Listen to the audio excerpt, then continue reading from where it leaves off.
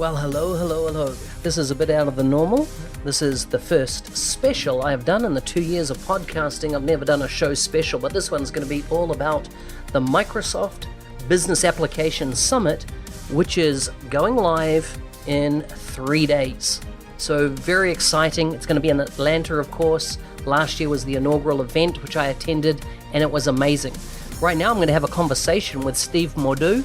Him and myself have just had a two-way conversation, once again, a bit different than my normal format, around what we see as the things to go and see, depending, of course, what area you specialize in. I've kind of given my list of favorites. I've also called out a few surprises of people that I thought would be speaking and not speaking, from the Microsoft product team. But there's some exciting things to look forward to. I also call out Hack for Good. And if you get an opportunity, go check out the Eventbrite webpage right now and search for Hack for Good. And you will find this amazing hackathon, hacking for charity if you like, using the Microsoft tool sets. There's still time, 3 days out, there's still time to register. If you can get to Atlanta, we'd love to have you in a team and go for it. Sunday the 9th is when that Hack for Good event goes down. But anyhow, let's get on with the show, so to speak, and listen to us two old guys have a chat about the Microsoft Business Application Summit 2019 in Atlanta. As always, anything we discover or cover that requires a link, they'll be in the show notes, so check out the show notes at nz365guy.com.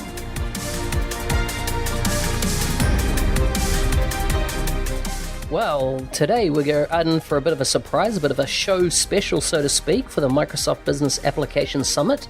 I'm joined with Steve Mordue. Steve, how are you? I'm doing great, Mark. Well, this is not really me interviewing you or you interviewing me. This is just two old guys going to have a chat about this upcoming event. I am very excited about BizApp Summit this year. I think that last year, the inaugural event, that they had a very short amount of time to put together. I don't know about you, but I really enjoyed that event. It was a great event. And Alysa Taylor has said that they've had a whole year now to really dial this thing in, expecting twice as many people, maybe as many as 12,000 people. Wow. I think it's just going to be a tremendous event. I cannot wait to get there. Yeah, totally. I thoroughly enjoyed last year, At the end of the day, I go to events really for two reasons. One is the networking, and the second one is for the experience, right?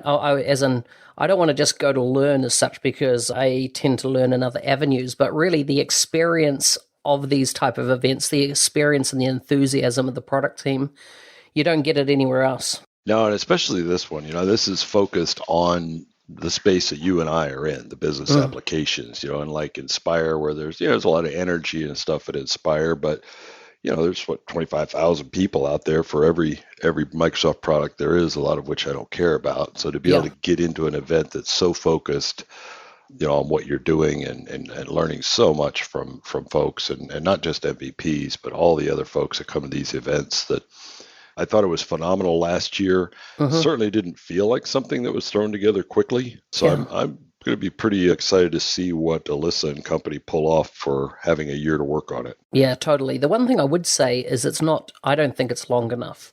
For someone that's traveled often to Microsoft events from the other side of the world, or the bottom of the world, where New Zealand is that it takes around 2 days to fly to the US to get, to ultimately get to your hotel from departing.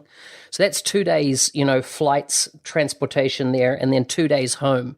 It's only a 2-day event, so you're traveling for 4 days to get 2 days. Now, that's an awesome event, but if we look at the number of sessions, 200 plus sessions, 300 plus experts are going to be in the room. Mainly of those are from the Microsoft product team. I just think that maybe a day or maybe 2 days, at least one more day, at least 3 days, maybe 4, I think, as well as, adding in a pre-day, I think there's room for a little bit more love for the event, I think, from Microsoft and the number of sessions they're running. Yeah, it's funny. Before I go to these events and I see that it's only a 2-day event, I'm always like, I wish it was longer. But normally by the end of it, I'm like ready to get out. So I think that's kind of a mixed bag. But then again, I don't have the travel of a lot of the international folks do, where they've made such an investment of time and money to get here. I can definitely see that being a challenge. But yeah, we got I mean, the categories this year of products, there's just a lot. And interesting, this year between Microsoft and Flow, Mm-hmm. there's significantly more sessions than there are for Dynamics 365, Yeah. which is a big turnabout. And if you look at the whole Power Platform of Flow, PowerApps, and Power BI, Mm-hmm. there's more than twice as many sessions as there are Yeah. on Dynamics 365, which is a complete shift. Yeah, yeah, and it is. It's a shift that we're saying.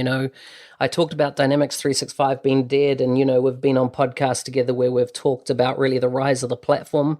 That is the Power Platform, and Power Apps, Flow, Power BI. And we're really seeing that, the first party apps like Dynamics, of course, they're not dead, they're not going away, but they're not, if you like, the prime focus anymore. They're great proof of concepts of what can be built on the Power Platform, but I think that we're going to see more innovation at the platform layer that are going to enable and light up a lot of use cases going forward. So it was interesting. I did a podcast with Hayden Stafford, who runs sales, enterprise sales, which will be out here shortly. And I talked to him about the internal competition between releasing a platform versus the first party apps. And he kind of got into some of the angst they had around making that decision, Yeah. and how the jury's kind of still out. I mean, Wow. there hasn't been anybody yet who has on the Power Platform built a head-to-head competitor with, say, the enterprise sales app. There's been lots of applications. We've built some, other partners have built some, but nobody really has stepped back and said, you know what, I think I can build a better enterprise sales application than Microsoft's, and taken a stab at that. And he expects that'll happen this year, that someone's going to try that. PCF has to be mainstreamed for that scenario to happen. Right? Because with PCF, we can do away with the view that you get out of the box, and you can create your own views. You got full dedicated control of the entire, if you like, work surface from a form area. And then ultimately, I think, there's bound to be more flexibility even over in the navigation experiences. And that really means that you could build any type of user experience that you wanted, in that form factor. I think it's going to change everything. I think that, it's interesting. You and I, as MVPs and the other MVPs, we get really early looks at some of this stuff. Yeah. And you see some things, you say, yeah, that's perfectly fine. That'll do something. And then you see other things, you think, man, once this thing hits, once this thing is public and it's out there, this thing's going to blow up. And I know you and I have both talked about that Power Component Framework as being one of those things. And now we're seeing that thing has recently launched into the public hands just within the last, month. And already we're seeing YouTubes and cool things, right? All sorts of cool stuff. And they're really just the tip of the iceberg. This is just our developer community that's getting their hands on some new technology for the first time, and creating some little widgets as test cases. But that once they get past that we're going to see some amazing stuff from that technology. Yeah, so true, so true. So jumping into the event, we see that the guest speaker is Alexis Ohanian, which is, co-founder of Reddit, which is, extremely popular platform. He's also an author. Have you ever heard of the guy or come across him? I have not. And, it's interesting at events like this, when they pick these keynotes, it's kind of a staple. If it's not like one of the Microsoft people doing a keynote, they go out and get some inspirational speaker. Yeah, Malcolm Gladwell last year, right? Yep, Malcolm Gladwell last year. There was one, I can't remember which one, where they had some Army general, some female Army general or something. Remember her? That was back in Convergence days at Powell, what was it? Colin Powell, was it? Well, there was one here even more recently. It's a female. Okay. Yeah, female general. I don't remember which one that was. But usually, I go to those because I'm already there, and they make sure there's nothing else to do, but I don't have high expectations when I go to those. And sometimes I walk out thinking, why'd they pick that person? But every now and then you walk out and you say, man, that was really pretty awesome. That was sensational. Yeah. And so you don't know. I don't know the guy. I've not heard him speak before, but we'll be there. You and I'll be there in the front row, right? Yeah, absolutely. Well, and as in two rock stars, James Phillips and Alysa Taylor, of course, going to be in that opening keynote as well. I did note that Alysa is in the closing lock note or the closing keynote, but James is not listed to speak in that, interestingly. Yeah, I think you and I have talked about James he's an incredibly intelligent guy, a brilliant strategist. Mm-hmm. He's really taken a pile of crap when he came in here, in my opinion, and turned it into just a world-beating platform. But he's not a guy who likes to get out there in front of the microphone much. Yeah. He's not a big fan he does a good job of it. He's a great salesman when he gets up on stage, but not his favorite thing to do. No, no, no, no, no. But looking forward to seeing them again. It's good to see that there's a bit of consistency, I feel, between the two of them across events now for 2 years on the trot. I just hope that, the longer that stays together, the better, I think. So clearly the two of them are in lockstep. James and Alyssa, are absolutely synchronized on their thinking and on everything, as is Hayden. He's part of that group, as is Jeff York, who I did a podcast with him recently, and he's the CFO. And really, it's the four of them and you don't see Jeff very much either. He's not normally put out front as the numbers guy, but very critical to what's going on there. But the four of them are really in lockstep. And I don't remember if it was Hayden or Jeff who had said, looking across all the other teams like that within Microsoft for different product groups and stuff, they really feel like they've got the best chemistry and the best productivity of any of the other product groups out there. And I think we're seeing that in the products that are coming out of them. Yeah, so true, so true. Listen, you and I have been having a little chin wag about doing something a bit different at this event. We like to, if you like, bring the action and change things up a bit. And we're going to live stream at this event, all going to plan, and it's going to be a video live stream to YouTube. That's either going to be amazing or horrible. Yeah. We'll figure out after it's done, I guess. But I think it's going to be fun. I think it will be. Very often you and I have gotten involved with podcasts, yours or Gus's or somebody from events, kind of like, go grab a room and go chat for a bit. But to actually do it live and live stream it, there's no editing there, right?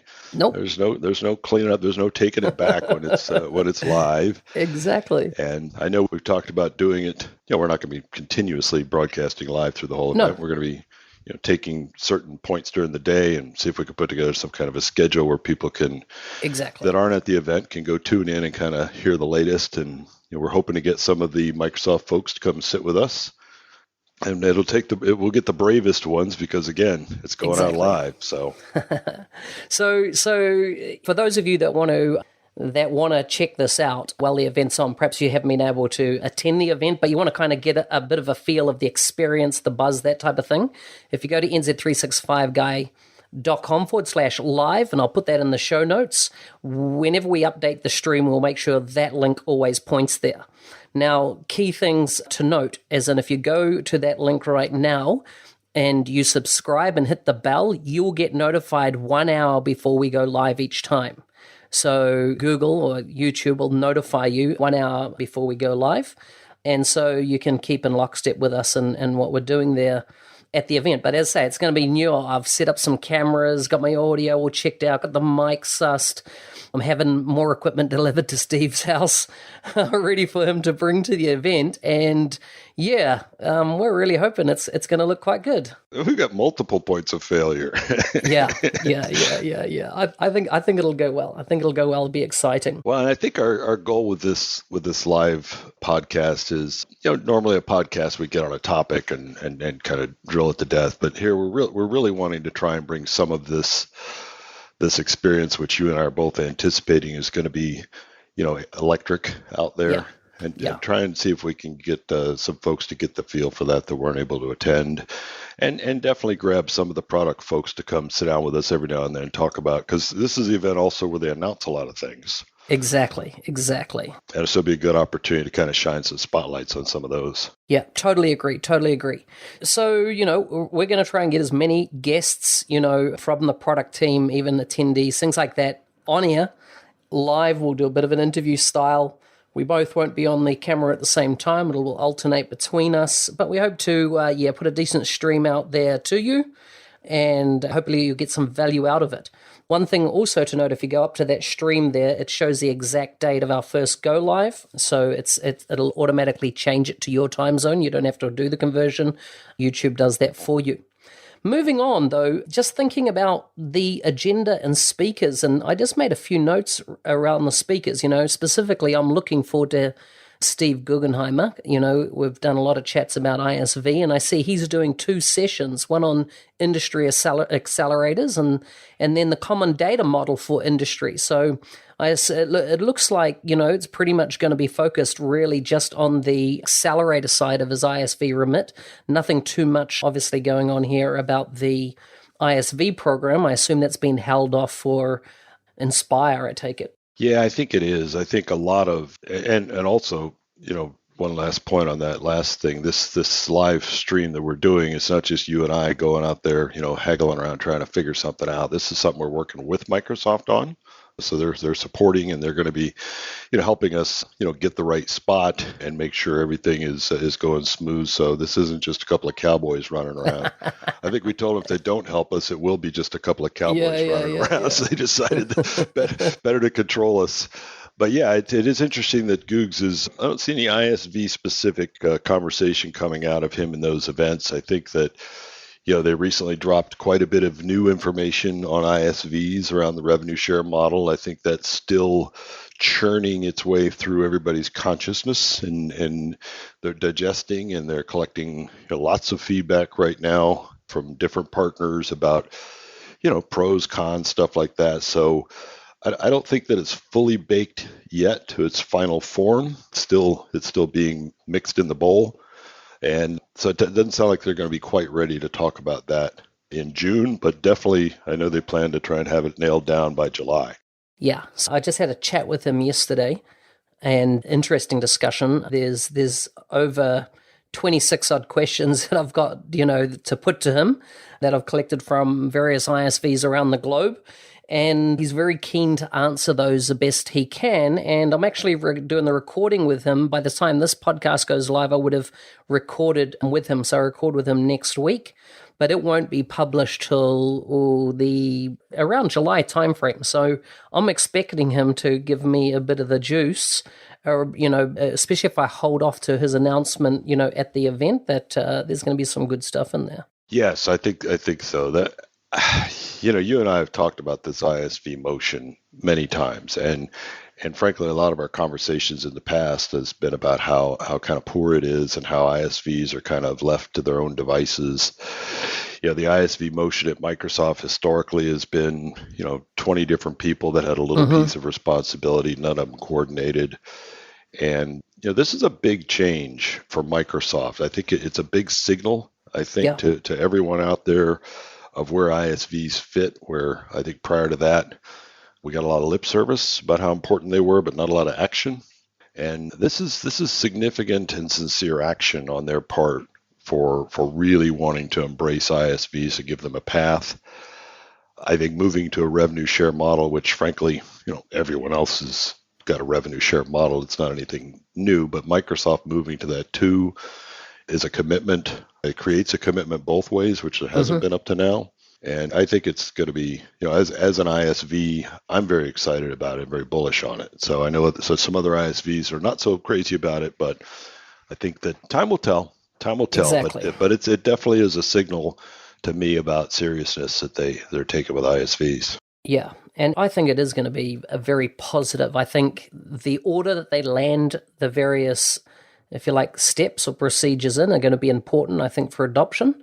But, what I like is that in this new modern world of Microsoft, the last 5 years, they're very much, customer focused and engaged. In this case, the partners are their customers. So, I'm expecting some, rock solid working out of the system and it being a massive win-win for everybody. It's an interesting shift for them because up until now, what they've offered for ISVs has been around technical things, right? App source and some technical things to build your solutions. But now they're actually moving over into giving ISVs a business model and business motions, completely independent of whatever your thing is.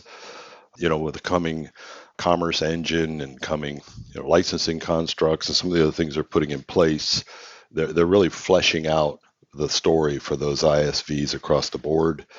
I know you and myself and a couple of other MVPs have our little group Power ISV where we're consulting with those, aspiring ISVs, and we're working every day with Salesforce ISVs wanting to make the move, legacy ISVs wanting to get up to speed with all the new programs and technology, as well as aspiring ISVs. I know Microsoft is also working to help those folks. So there's a lot of hands going out to ISVs right now, to help them get on board. Yeah.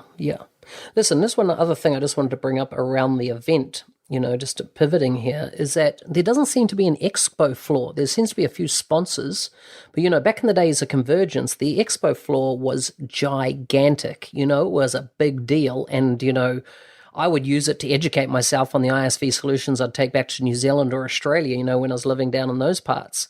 So I'm surprised that's another kind of area that Microsoft haven't jumped in for this event just yet.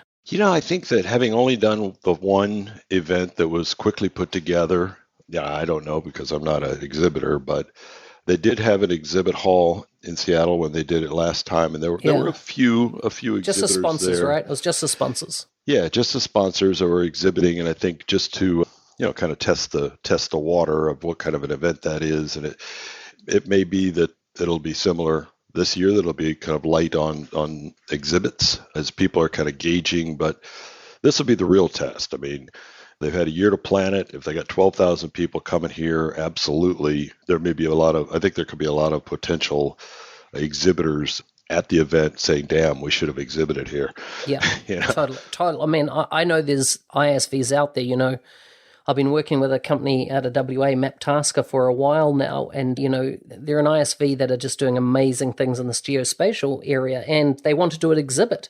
And, I reached out to multiple Microsoft people, and it just, nobody seemed to have an idea or a solution or, either a yay or a nay, either way, in getting there. So, interesting. Yeah, and I think that there definitely is a difference between a sponsorship and an exhibitor, right? Yeah, massively different, yeah. Yeah, they're accepting sponsorships, and I would assume sponsors will get some sort of a table or spot to stand.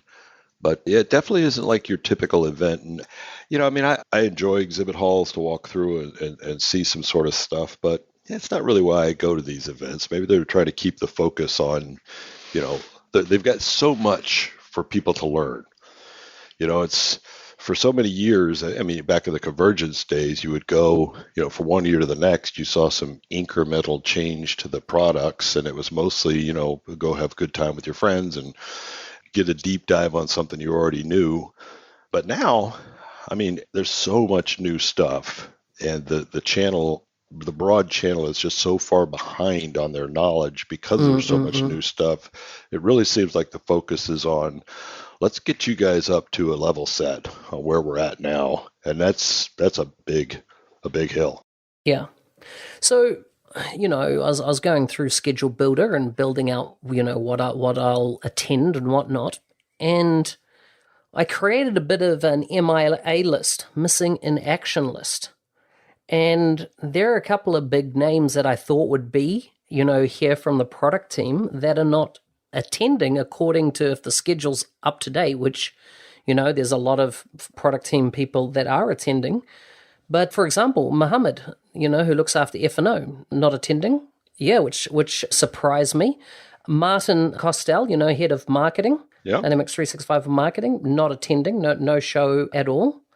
Lorraine, looks after mixed reality side of things. I really thought there would be more presence from that side because it's a growth area. Are you thinking about, you're not seeing sessions by these people? I know I'm not even seeing them in the list. Like there's a community section, and the community section has the speakers, and they're designated as Microsoft speakers. So all the Microsoft speakers, and they're attached to all the sessions. Gotcha. So all the sessions then have, these people attached. And yeah, a couple of others on my list. Walter's son, market intelligence, another big product that's growing. I would have thought that he would have been there. VJ Rajanan, I think his last name is, his Customer 360 Insights, which I would have thought, hey, that would be a real big area to show off.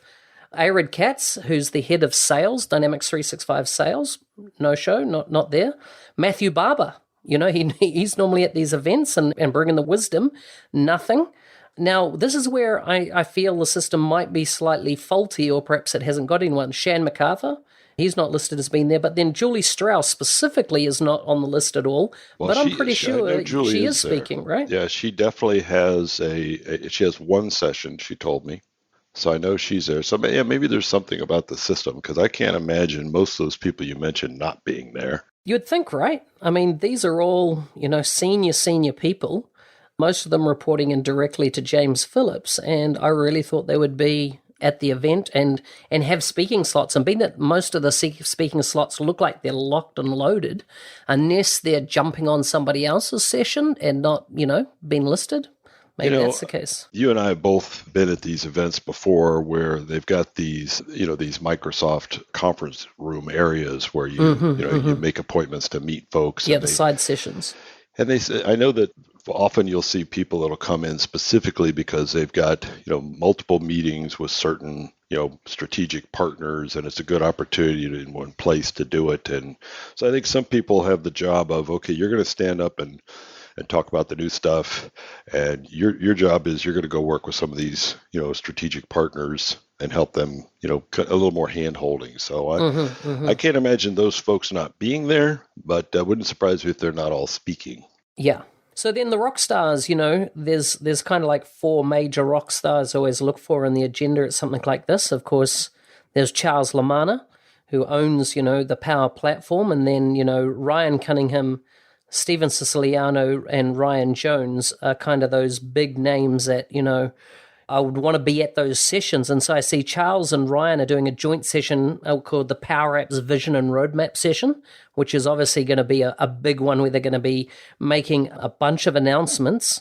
And then Steven Siciliano has a session called Flow Vision and Roadmap, which I would say would be another very interesting session on the flow side of things. And then Ryan Jones has a session called What's New in the Common Data Service for Apps. So once again, I expect those 4 sessions are going to be, highly attended and high-value sessions where they'll make a bunch of new announcements. Yeah, I mean, it's good to see that the kids are coming. I tell you, these guys, it's been interesting to watch them as they have kind of popped up on the scene relatively recently. Yeah. And particularly in sessions where you've seen them in the early days, a little nervous, a little apprehensive, to now, they've gotten completely comfortable with the audience, with the product, and highly confident in the, in the goals and the mission. And it just comes off for these guys. They're fun to listen to, even if they're telling us something that we've already heard.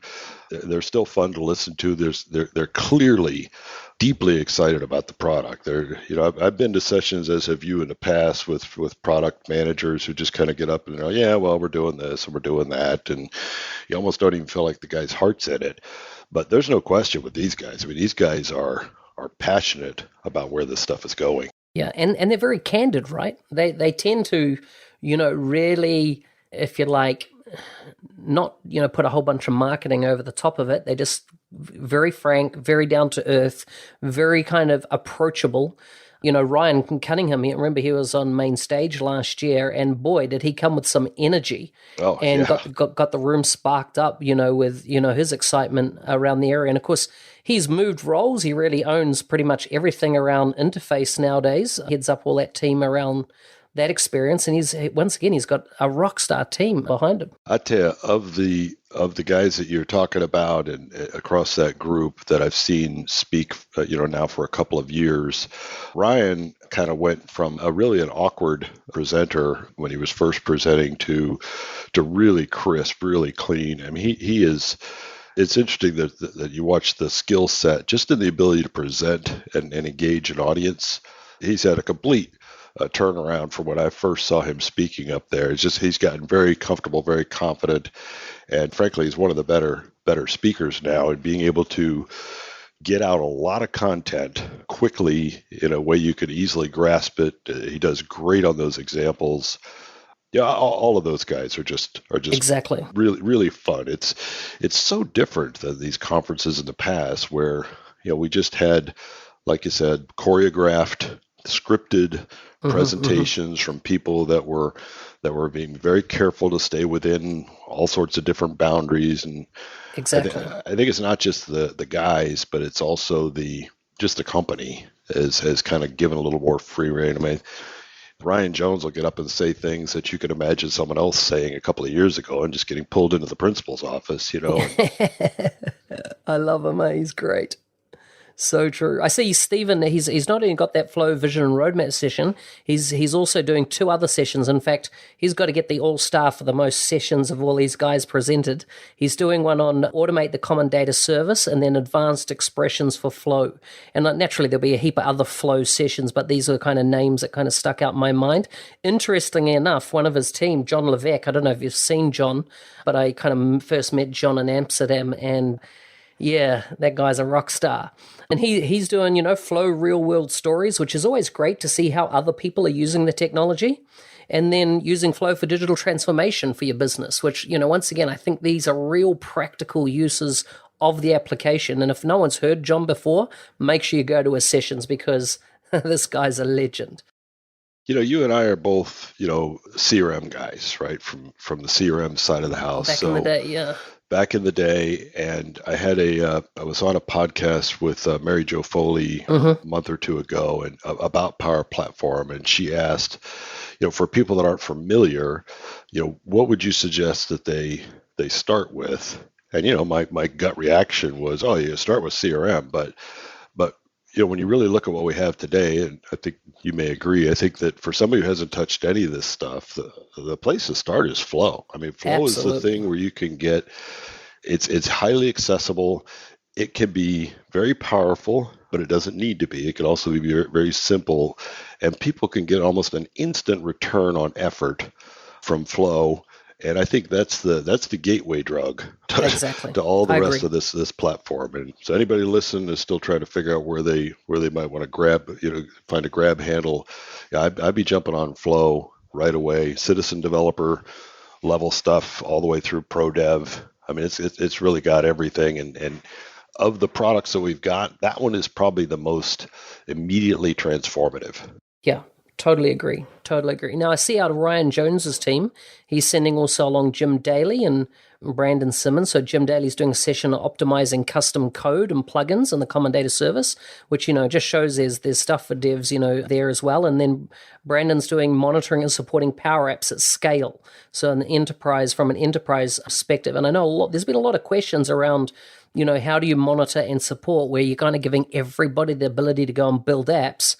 And, the concern of a lot of organizations is that, hang on a second, what about the security around that? What's going on? Can, people spin up instances? And I know there's been some interest around that recently. So it's good to see these kind of meaty sessions in the schedule as well. It's a fine line between wanting to enable the next, 15 million developers as citizens and trying to enable that by giving citizens in an organization access to as much as possible so they can go and do something. But then the other side, you've got particularly enterprise organizations and mid-sized organizations, you've got an IT responsibility there and somebody who's responsible for governing and data and all that stuff. So Microsoft's kind of trying to walk that little tightrope because if they lean too far over, then IT is just going to shut it all down. And if they go too far the other way, then it'll stifle, the opportunity for citizens to actually go do things. So that's an interesting little tightrope walk for them. Yeah. But I think the tools are coming, though, very clearly. There's a lady that I know she's going to be coming on the podcast. Actually, I'm talking to her tomorrow, Manuela, and amazing girl that works at Virgin Atlantic, where they've got a big PowerApps, program in place. And the governance model that she's enabled in that organization is just legendary. Like, they're not running any risk as in from people creating out of hand or out of standards, etc. They've got a really well-trained, if you like, how would you say, empowered, if you like, team that can go and build apps, but still, in a compliant way, if you like, which is fantastic. Yeah, I think that, the first thought of a lot of IT or even, traditional developers, when they hear citizen developers, they think, oh my God, it's like the monkeys are being let loose out of the cage. And I think I'll be very interested to listen into that podcast with her. And I think a lot of the IT community will be curious.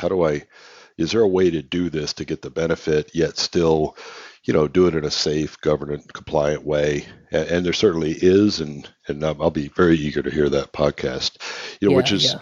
it's interesting because Microsoft was making a lot of noise around the citizen developer the past several months, and I think they got the sense that they might have actually over-indexed a little too much. And now we're hearing them circle back to the pro dev story, because the pro dev story was kind of getting lost in the citizen development story. And I mean, to stand back a month ago, you would have thought, well, citizens are going to be building everything, and that Power Component framework is probably a good example of more of a pro dev tool. I mean, that's not going to be Totally, something citizens 100%. will be doing, and No, no. and I think we're going to hear a lot of that at Summit, is more about that pro dev story, because they did kind of park that a little bit while they focused on that citizen developer message. Yeah. So one of the other sessions I'm interested in attending is by Clay Wesner. Now he's in Ryan Cunningham's team, and he owns, the UI, what we get at the end of the day. And he's running a session called Run One UI, the future of Canvas, model driven, and the unified interface. So I think that's going to be very interesting, being that you and I have both heard him speak about the next, 5-year window. And I think might be some really exciting stuff being talked about here. I think so. I mean, Clay's a great speaker too. I like Clay. He's got a great attitude. He clearly knows he has a mission of where to try and get this thing to. And as you say, you and I at MVP Summit kind of saw probably similar to what he'll be showing a little more broadly this time. While we hadn't been able to talk about it, it's definitely been pretty exciting to see where that thing is heading, and might even fulfill one of my predictions on some prediction podcast I did a year ago, I think with, I don't know, probably on Gus's podcast or something. Mm-hmm. So yeah, I'm looking forward to his session as well. He's good at presenting. He's another one of these guys that just will take any question. These guys don't take anything personal, any question, any complaint, anything. They just react, and that's new for all of us. Yeah, it's really good. I just interviewed him for a podcast about 2 weeks ago, which is going live after the event. And yeah, he's down to earth, frank, and really was able to talk a lot about, what's happening and what's coming on the agreement that I didn't release it till after BizApp Summit. So I think, there's some good stuff. As you say, he's a great guy, originally from Australia, but I don't hold that against him by any stretch. But rock solid. Do you know I was looking for Gutham to see if his name was in the set, in the lineup, and him, Jamil, I think it's Gafsari, which is who reports into him, and then there's a guy called Peter Bryan. Now, sorry, he doesn't report into him. He reports to James Lamana. These three guys are the gurus of everything artificial intelligence in the Power Platform. So Gutham's doing one on the vision and roadmap of how to leverage artificial intelligence in the Power Platform. And then Brian's session is hands-on with adding artificial intelligence easily with the Power Platform.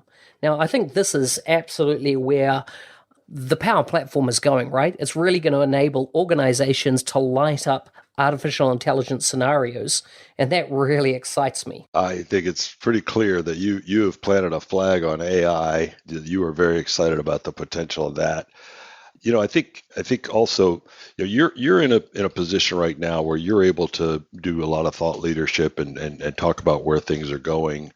There's lots of partners out there that are, just daily working with customer deployments, all day, every day working with customer deployments. And I think that reconciling those two views is a little bit of a challenge, particularly when we've got, we still got so many customers out there that are just using spreadsheets. I mean, they're not even on the most basic of a business application. So AI is still a little ways out there.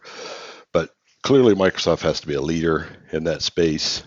I'm going to be eager to see, because I think up until now, the AI has been one extreme or the other. So it's either been, here's a kit of parts that you can go build your own AI solution, which we don't have enough people that even know how to do yet. Or here's some prepackaged AI that'll show you some interesting things, but maybe not what you're looking for. And if they can bridge that here is, market insights or sales insights or something that out of the box provides some value, but can be modified around fairly easily without a data scientists involved. Yeah. But they've got that other side with some of those tools where you can really get deep. I think we're at the beginning of those customers starting to pick those up. We've had a couple of customers go down the path with the AI. I don't know what they expected. I think one of the challenges with AI right now is meeting the expectation that people have when they hear AI, and then the reality of what it is, which in some cases could be better, some cases could be worse, but it seldom seems to match what the customer is expecting it's going to be. Yeah, so true, so true. Listen, there's a pre-day event on the Sunday. There's another little thing that I'm involved in, which is called Hack for Good. And this has been put on by the TDG crew. And I was involved in one of the hackathons back in February this year, and my gosh, it was amazing, for what people produced in 4 hours, combining, Power Apps, Flow, Power BI, and the Power Platform was absolutely phenomenal. And of course, the great thing is, this event, it's basically creating solutions for non-for-profits or for charity. And, these teams are around 8 persons per team, come together and they compete across the day. There's prizes, awards and whatnot. And it's a free pre-day event. Most of the pre-day events are around 350 to 380. This is a free event and, be catered and you'll be looked after, etc. Just a shout out to Blue Team. That's Team Blue right here.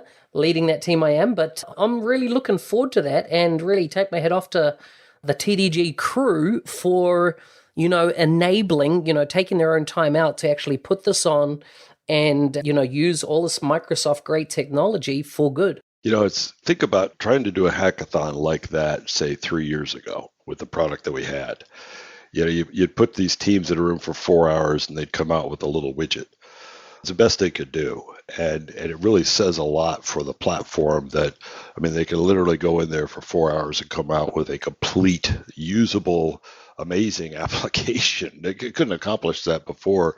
The next level for this, it will be, like how these gamer arenas, they got the gamers there and everything they're doing is up on these big screens and there's audiences watching. Like I could see next year's Hack for Good that, there's a studio audience watching these guys go through because it'll be that quick and that exciting to watch them actually put something together and light it up while you could actually be sitting there. That's going to be really neat. Yeah. Well, as far as I know, they're going to live stream this entire event on Twitch. And that means every table will have a camera on it with the individual teams working, and we'll have a Twitch feed so people can, log in and watch that. And listen, there's still plenty of spaces left. So if you're keen, go to Eventbrite and do a search for Hack for Good, Microsoft Business Application Summit 2019. Click on register. You'll see that it says there by TDG, a Microsoft community. And yeah, get involved. It'll be at the Georgia World Congress Center in Atlanta on that Sunday before the main event. Well worth it. It'll be time well spent, I can assure you. Yeah, I'm excited about that as well. So I know you and I are getting in Friday. Wow, which is really about 3 days from now. We're there. Yeah, not long. So we're going to be in there pretty early, then hanging around. So, definitely if there's folks coming in on Saturday. When is the Hack for Good? That's Sunday, right? It's a Sunday, yeah. It's a Sunday. So Sunday the 9th, June the 9th. Yeah, people should ping us, for Saturday because we'll be looking for things to do. Yeah, and really happy to connect with anybody. I always find that you can always learn something from, connecting with others and good opportunity to share as well. So totally open to anybody coming up saying hi. And yeah, of course you have to buy us the beer. That's part of it. If you see me at Mark and you want to come up and say hello, that means that next beer is on you. Yeah, just quietly. I like the odd beer on a hot day, but rum and gin. Gin. Not together. Independently of each other. But I don't mind a gin and tonic from time to time, and then. One of my favorites in going to the US is often a lot of bars can create a nice old fashioned, but I have it rather than having it with whiskey, I have it with rum, which is very nice. Yeah, interesting. Yeah, so there you go. If you want to really get into Mark's good side, bring a thermos with an American old fashioned in it, and just follow him around. Listen, that reminds me of a story some years ago. Convergence. I was at Convergence, and let's say, I wonder if I'm going to out him. Should I out him? Sure. Okay, Chris Cognetta. He has a friend meet him there out of state or something like that, or in state, I don't know what it was, and he brings along a couple of bottles of moonshine. And man, was it amazingly tasty. Yeah. So, yeah, it was, I don't know what it was made of, but I know, yeah. Probably gasoline. Well, we had to catch flights, right? And this was in Atlanta too. And I tell you what, we were guzzling that stuff all the way before we got on the flight. But I sleep on flights, so it doesn't worry me. So That's another whole side of the event. Also, is really the nightlife, and I think that for those who haven't been before, certainly the event itself has lots of content.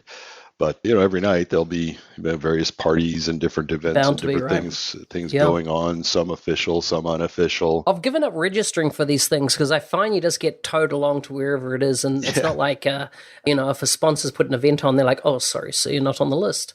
Well, we both know a couple of people that we can count on to follow that will that just have a nose for the right spots to go. And I think it's always interesting to see the people come to the event the second day. They show up in the morning all hungover, and there's an art to it, going out and having fun, yet still being able to understand these sessions that occur before 10 o'clock in the morning. Yeah. Remember what I said. These events are about networking and experiences, and then third, getting taught something. Yeah, maybe you'll learn something. Yeah. Very cool. Well, I'm looking forward to it. I'm going to see you Friday up there. Excellent. We'll make sure that we put in the show notes any of the links to things like Hack for Good and that live stream. Make sure you click on the bell, hit subscribe, get notified. And by the way, we'll be streaming comments through live as well. So if you've got questions for any of the guests, we're going to try and get them on air. So even queue up your questions if you want on the live stream feed and say which guest you'd like the question asked to and what your question is. Yeah, it'd be good to get that feedback. We can't guarantee we're going to get them all there, but between Steve and I, we'll try our best. Sounds good, Mark. Look forward to seeing you then. Cheers. Ciao, ciao.